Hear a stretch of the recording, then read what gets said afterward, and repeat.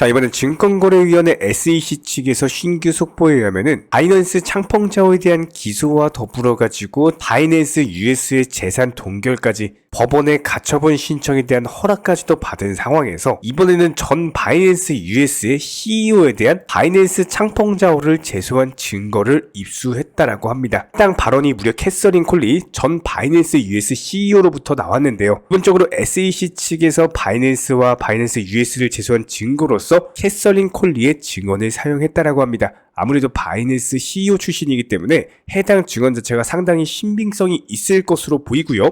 그렇다면 해당 증언 내용을 살펴본다라고 했을 때 작년에 SEC가 바이낸스의 내부자 거래 관련 조사를 진행했을 때 기본적으로 바이낸스와 바이낸스 US는 별개의 독립된 회사가 아니었다. 두 회사 같은 경우는 원래 커스터디, 마스터 서비스, 소프트웨어 라이선스, 상표권 등에 대한 계약을 맺고 있었는데 여기서 바이낸스 US와 바이낸스는 별개로 독립적인 운영이 될 수가 없었다라는 증언을 남겼고요. 해당 증언 같은 경우는 SEC 측에서 바이낸스와 바이낸스 US가 사실상 하나의 회사다라고 주장하는데 중요한 증거가 될 수밖에 없는 상황입니다. 바이낸스가 바이낸스 US를 통해서 미국 투자자들에게 증권을 판매를 하면서 기본적인 미국 증권법을 위반을 했다라고 주장을 하고 있기 때문에 여기에 대해서 바이낸스 CEO 창펑자오는 SEC의 주장을 정면적으로 부인하고 있는 상황이지만 아무래도 창펑자오 입장에서는 바이낸스 전 CEO 캐서린 콜리에게 배신당했다라고 생각을 할 수도 있을 것 같습니다. 일단 법정에서 기본적인 SEC와 바이낸스의 공방이 맞붙을 것으로 예상이 되는데요. 이번 소송 같은 경우는 기본적으로 암호화폐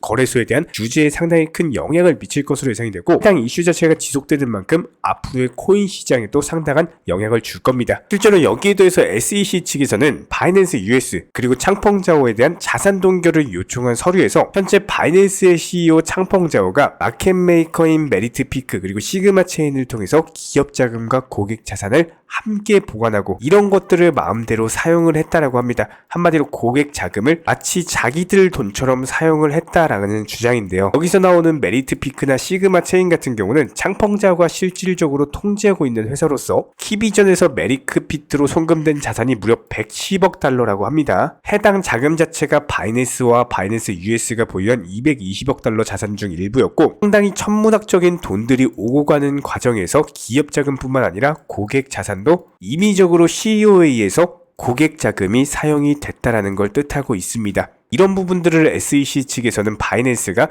투자자 보호 의무를 위반했다라고 주장하면서 소송을 제기한 상황이고 현재 시점에서는 바이낸스 US와 그리고 창펑자오에 대한 보유 자산이 기본적으로 동결까지도 되면서 이제 겨우 소송이 시작됐다라고 볼 수가 있습니다. 여기에 대해서 헤지펀드 대부 조지 소로스가 이끄는 소로스 펀드 매니지먼트 측에서는 미국 증권거래위원회 SEC의 이런 행보들, 암호화폐 거래소에 대한 제소 자체가 장기적으로 봤을 때는 코인 투자자들에게 긍정적인 효과를 미칠 것이라는 상당히 놀라운 의견을 내놨습니다. 해당 이유를 살펴보면은 SEC 조치로 인해서 일부 거래소에 대한 투자자의 신뢰도가 떨어지면서 이런 바이낸스와 코인베이스의 자리를 전통적인 금융회사들이 차지할 것이다라는 전망인데요. 사실 그동안 암호화폐 거래소 운영 자체가 잘못된 점이 많았다라고 하면서 지난 FTX 당시 파산 사태와 더불어 가지고 이렇게 문제가 많은 거래소들에 대한 자리를 전통 금융회사가 암호화폐 업계의 주도권을 잡아가지고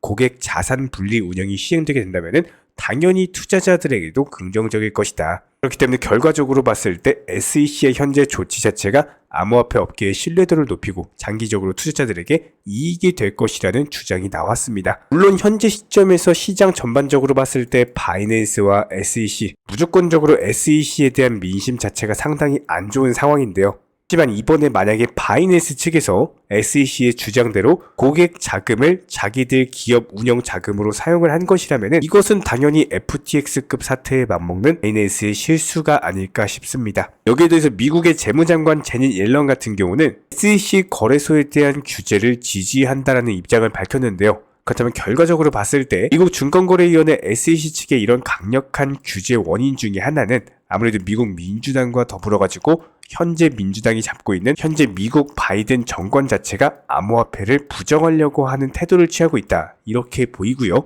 이번에 CNBC에 출연한 미국 재무부 장관 제닛 옐런 같은 경우는 현재 미국 SEC의 거래소 제소를 지지한다라는 입장을 밝혔고 기본적인 이유는 투자자 보호를 명분으로 삼았습니다. 암호화폐 기업에 대한 추가적인 규제 강화가 필요하다라고 생각한다. 기본적으로 의회와 협력을 해가지고 더 많은 법안을 추진하겠다라고 언급을 남겼는데요. 아무래도 현재 미국 재무장관의 입에서 나온 발언이기 때문에 암호화폐 시장에는 상당한 영향을 줄 수밖에 없는 상황에서 미국의 민주당과 바이든 정부 그리고 SEC로 이어지는 강력한 규제들로 인해서 아무래도 미국 암호화폐 시장은 상당히 많은 자금들이 홍콩으로 옮겨갈 것으로 예상이 되고 있습니다. 이런 미국의 강력한 암호화폐 시장 규제로 인해서 물론 현재 홍콩이 강력한 수혜를 받을 것으로 예상이 되는데요. 전 세계 많은 돈들이 홍콩으로 몰려들 것으로 예상이 되고 반면에 이런 부분들에 대해서는 유럽도 마찬가지입니다. 미국 자금이 홍콩으로만 가는 게 아니라 유럽으로도 빠질 것으로 예상이 되는데 이번에 유럽의회 EU 의원들 사이에서는요, 미 증권거래위원회 SEC의 이런 바이낸스 기소, 코인베이스 기소 이런 것들이 오히려 유럽에는 기회가 될 것이다라는 관측이 나오고 있습니다. 현재 전 세계 많은 암호화폐 기업들은 기본적으로 성장을 원하지만 반대로는 리스크를 줄이는 것도 희망을 하고 있다라고 하면서 미국의 규제 불확실성 자체가 커진 점은 EU에 있어서 경쟁력에는 상당히 긍정적이다. 미국 SEC의 이런 집행에 의한 규제 방식이 암호화폐 기업들 사이에서 불만이 쌓이면서 유럽에는 오히려 기회가 될 것이다라는 강력한 기대감이 나오는 상황에서 상식적으로 생각을 해봤을 때 미국 측에서 아무리 암호화폐 시장을 때리고 규제를 강화한다라고 해가지고 암호화폐 시장이 사라질까요? 오히려 미국을 피해가지고 다른 국가에서 성장을 했으면 했지 전 세계에서 동일하게 한꺼번에 규제가 가해지지 않는 이상 암호화폐 특성상 그냥 미국을 벗어나서 유럽이나 홍콩 측에서 더욱더 혁신하고 기술 발전하고 성장해 나갈 것으로 예상이 되고요. 이런 부분들에 대해서 EU 같은 경우는 오히려 암호화폐에 대해서 상당히 긍정적인 입장이죠. 이번에 암호화폐 법안 미카까지도 통과시키면서 오히려 알맞은 발행자 규제 법안으로 인해서 현재 유럽은요. 암호화폐 시장을 안전하게 보호하고 투자자들을 보호하는 방안으로서 기술에 대한 혁신을 이루어내고 있는 상황입니다. 미국이든 유럽이든 홍콩이든 일단 투자자 보호라는 것들을 명분으로 세우고 있는 상황이지만 결과적으로 봤을 때 암호화폐 산업이 성장하기 위해서는 일단 가장 중요한 게 시장을 안전하게 보호하고 투자자들을 보호하면서 암호화폐 기업 유치를 통해서 새로운 일자리 창출과 경제 활성화가 가능할 것으로 보이는데 이런 측면에서 봤을 때는 현재 미국 SEC가 잘못된 행보를 걷고 있다라고 보이고요. 그렇다면 현재 시점 리플코인 기준으로 봤을 때 이런 갖은 악재에도 불구하고 현재 시장 대비 정말 잘 버텨주고 있습니다.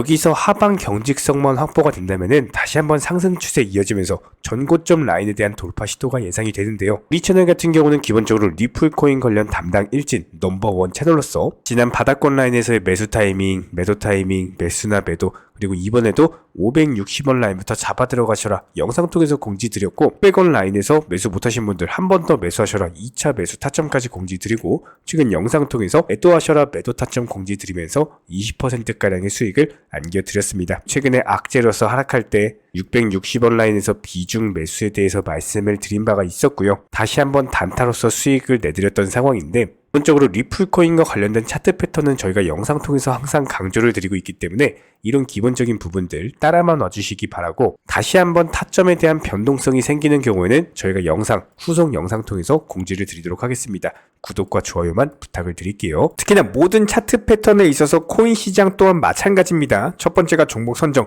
두 번째가 매수 타이밍, 세 번째가 매도 타이밍 이 세 가지만 잘하시면은 수익 내는 게 너무나도 쉽죠. 저희가 오랜 기간 동안 영상 통해서 증명을 해드렸던 것처럼 바닥권 라인부터 영상 통해서 매수하셔라 말씀을 드렸었고요. 무조건적으로 모든 차트는 단기간에 급등하면은 조정을 받을 수밖에 없습니다. 딱 라인에서 매도 사인 드렸었고 또 조정받았을 때 매수 타이밍 다시 한 번 더 매도 타이밍을 드리면서 최근에도 마찬가지예요. 일림목 라인에서 기본적인 매수 타이밍 잡아드리면서 다시 한번 최근에 상승하면서 팔고 나왔습니다.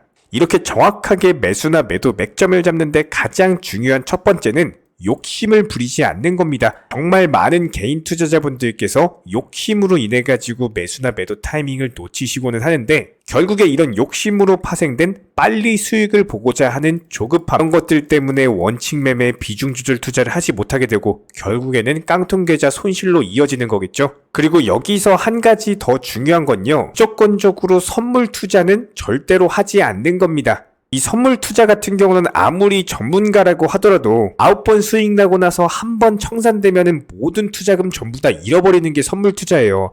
만약에 주변에서요, 선물 투자하시라고 강조하시는 분이 있다면은 그 사람 바로 귀싸대기 날려주세요. 내가 평생 어렵게 모은 투자금에 대해서 정말 한순간에 청산당할 수 있는, 특히나 이런 변동성 장세에서는요, 코인 기준으로 불장이라든지 그냥 아예 폭락장이 아닌 이상 이런 기본적인 변동성 장세에서는 절대로 코인 선물 투자하시면 안 됩니다. 무조건적으로 지금 시장에서는요, 안정적으로 업비트 기준으로 코인 현물 매매만 하시면서 비중 조절 원칙 매매 통해서 투자금을 꾸준히 늘려 나가셔야 되는 거고요. 이런 기본적인 부분들에 대해서 매수나 매도 타점 같은 것들 꾸준히 추적하면서 수익 내드리고 있는 상황이고, 선물 투자하지 않으셔도 그냥 업비트 위주로 현물 거래만으로도 충분히 투자금 늘려 나가실 수가 있습니다.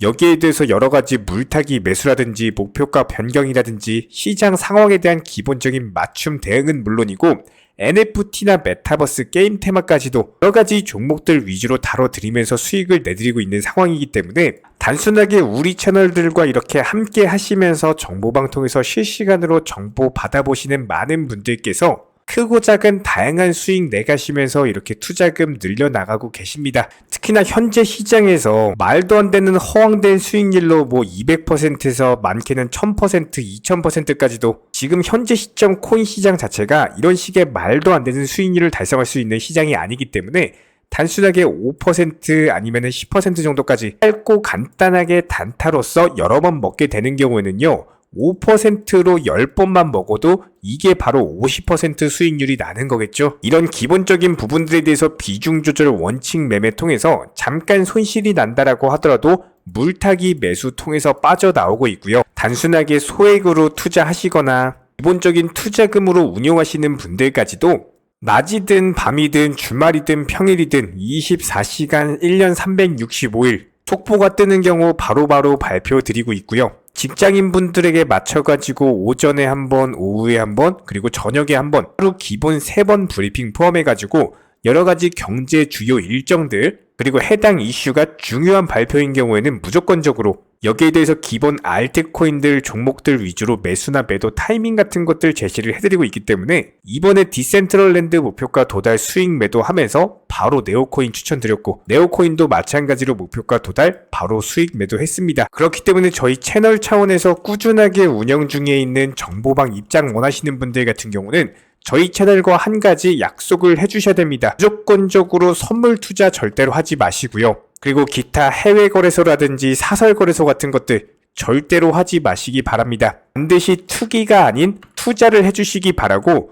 업비트 위주로서 비중 조절 그리고 원칙 매매로서만 대응해 주시기 바랍니다. 특히나 지금 같은 변동성 장세에서는 선물 투자 매매를 하시거나 코인 매매를 함에 있어서 원화 입출금이 안 돼가지고 달러로 환전해야 된다거나 이런 거래소들 무조건적으로 조심하셔야 됩니다. 1000%, 2000% 말도 안 되는 허황된 수익에 대해서 쫓아다니시다가는 상당히 높은 확률로 깡통 계좌 될 수밖에 없기 때문에 지금 시점에서는 무조건적으로 욕심을 내려놓으시고요. 조급함을 버리시면은 원칙 매매 비중 조절 투자 통해서 천천히 투자금 늘려나가시는 개인 투자자분들만이 승리하시는 거고, 나중에 코인 투자 불장 왔을 때 그때 수익률 100%, 200%, 300% 이렇게 불장해서 수익 크게 내시면 되는 거예요.